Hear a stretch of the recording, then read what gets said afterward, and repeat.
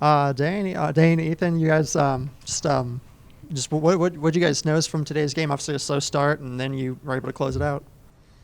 I thought, yeah, obviously we came out to a slow start. I felt like today we were kind of high, like sometimes we were too high and sometimes we were too low. So we just got to find a way to be more consistent and keep applying the pressure to these teams and not letting them, come back in the game. We should be beating them by like 25, 30, not 10 or 15.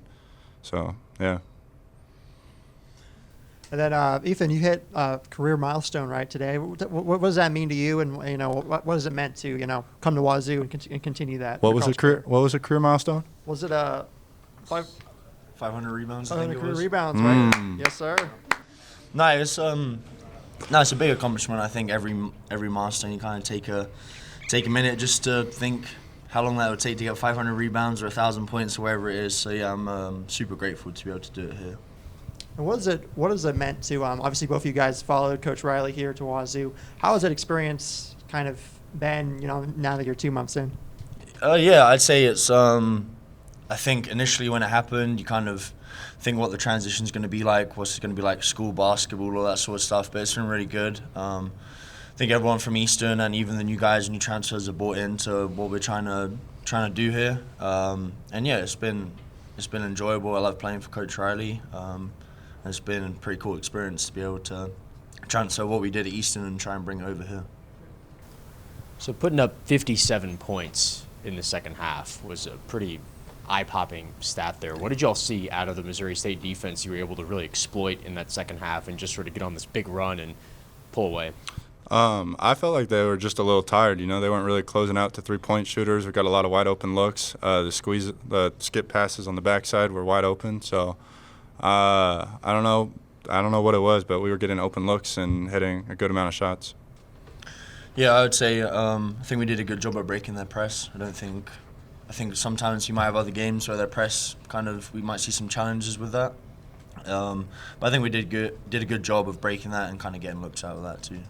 And on the flip side, Des White put up 30 points against Indiana State last game, and he only had 4 in the first half against y'all now and didn't score a single bucket in the second half until I think it was about 7.5 minutes to go. So it really shut him down until later in the game where he got his points when the game was mostly out of hand. What'd y'all see just out of your defense today to really shut down their top scorer? I think just going into it, scout-wise, we kind of knew that he was going to get his shots up regardless of what we did. And just making them as difficult as we can, really. And we know that we're a bigger team. When we get those switches, we can punish them inside and get him. I think he was in foul trouble the first half too. But yeah, just attack him on the offensive end, and then defensively just make his shots as hard as possible. And last one for y'all, Apple Cup series coming up next against Washington, big rivalry, and obviously means a ton to this university to get that kind of win and doing it on the road, a place where y'all have had losses, albeit only 2. How do you ride this 2-game momentum in and keep a win up there against the Huskies? Yeah, kind of like what I said earlier, we just got to stay consistent. Never too high, never too low. We're going to go there, give it our best and beat the Huskies because, we're now a part of it and we love it. So. Yeah, I'd say the same thing. Go treat like another game preparation-wise. It's obviously a big occasion, and we know how much it means to this university to get that win. So, yeah, we'll be ready for it. You guys had a lot of momentum there. At the end of the first half, it carried especially into the first part of the second half. Just what kind of was the difference, do you guys think? I'd just say, that's a good question. I'd just say just our energy and our effort. I think making second effort plays, that kind of leads to people making shots, energy plays, stuff like that. And I think that was a big point we made in timeouts in that first half when they kind of went up initially. So yeah, energy plays.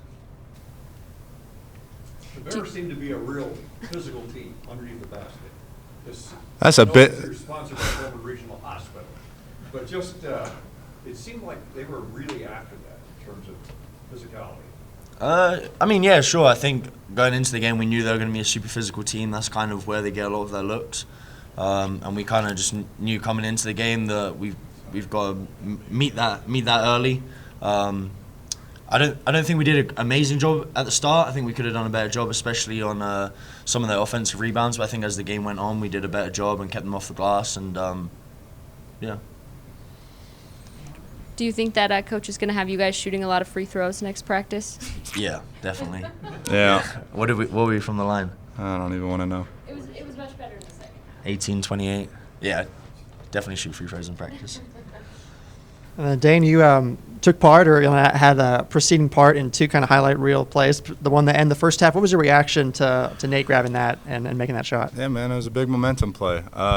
Nate makes big hustle plays for us, and when he does that, our team's amazing. So when I saw him steal it and he put it up, I was just like a fan. I was just watching. I said, yeah! And then the lob to Juan, I just saw him coming, and then the big dude decided to come tag along with the guard. And I said, all right. And it worked out. So great play.